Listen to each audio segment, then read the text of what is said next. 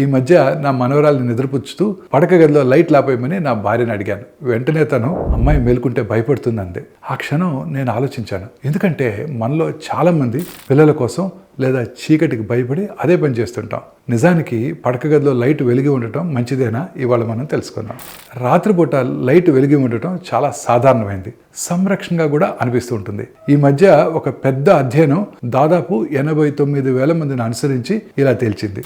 Light వెలిగి ఉండగా నిద్రపోయే వారికి గుండెపోటు ప్రమాదము 47% ఎక్కువగా ఉంటుందంట. అలాగే గుండె ఫెయిల్ అయ్యే ప్రమాదం కూడా 56% ఎక్కువగా ఉంటుంది. దీనికి కారణం మన శరీరంలోని అంతర్గత గడియారం, దాన్నే సర్కేడియన్ రిథమ్ అంటారు. ఇది నిద్ర, ఒత్తిడి హార్మోన్స్, రక్తపోటు, హృదయ విధానాలను నియంత్రిస్తుంది. రాత్రిపూట లైట్ వేసుకోవడం వల్ల శరీరం కొంచెం అప్రమత్తంగా ఉంటుంది. దాంతో మన హృదయం పూర్తిగా విశ్రాంతి పొందలేదు. అలాగని చీకటి తప్పనిసరని కాదు, సౌకర్యం లేదా భద్రతను పక్కన పెట్టమని కూడా కాదు. మన లక్ష్యం ఏంటంటే సమతుల్యత.